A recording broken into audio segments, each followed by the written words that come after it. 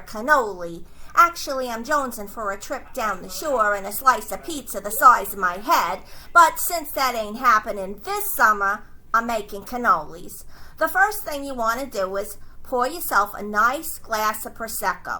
Because you can't make cannolis unless you're drinking something. Maybe it's a Chianti, maybe it's nice cold Coca-Cola with some rum, but you need to drink something. I prefer to drink something that's Italian. Since I'm not Italian, I got to get my Italian groove going. It's hard to find cannoli out here in North Dakota. Every now and then I'll see one on a menu and I'll get so excited, only to take a bite into one and find out it's regular old cream. Blah. Nothing worse than when someone tries to sell you a cannoli and they slip you a cream horn.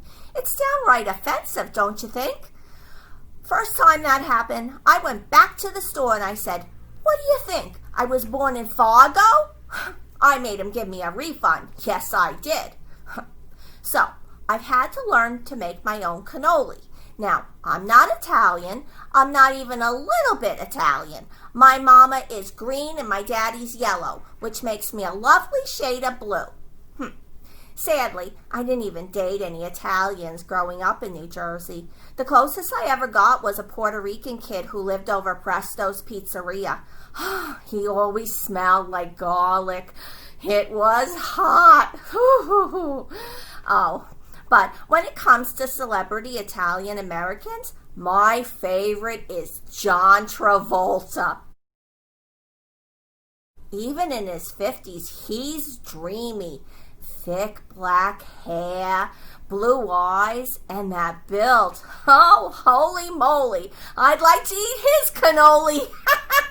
I mean, I'd like to eat cannoli with him. Okay, where was I? Add your ricotta cheese and then add your mascarpone.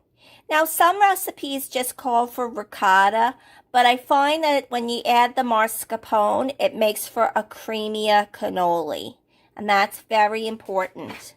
Then after you got those in there, add your half a cup of confectioner's sugar.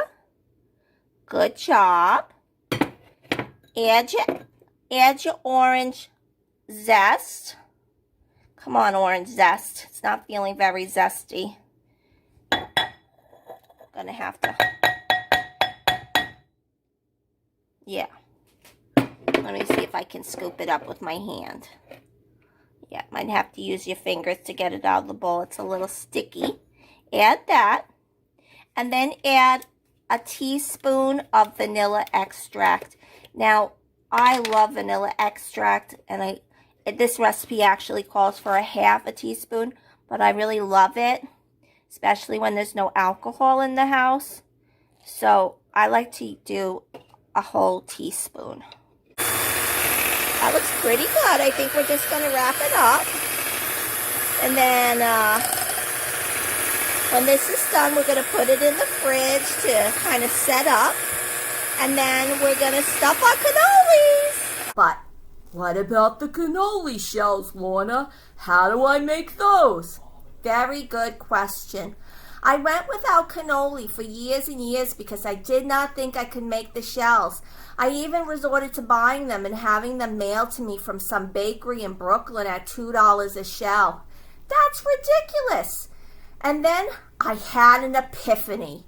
Shells taste an awful lot like a sugar cone, for ice cream. So that's what I use. And while it's not the same as a true cannoli shell, which is fried, it's got the right crunch to offset the sweetness of the cannoli mix. When in North Dakota making cannoli, you gotta compromise. Kinda like in marriage. All right, let's go finish our Prosecco while the cream sets up, okay? Follow me. When the moon hits your eye like a big pizza pie, that's amore. That's amore.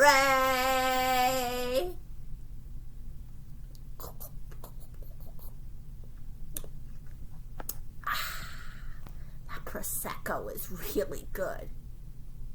I think I forgot about the cannoli cream in the freezer. Ah! Hold on. All right, we are back. We were drinking that Prosecco, and we kind of forgot about the cannoli cream in the freezer. Anyway, we got it done, and we got the cones, and these are some really big cannoli cones. Is that a cannoli in your pocket? Are you happy to see me? Oh, my goodness. Anyway, so here we go. We're going to fill these cannolis and see what happens.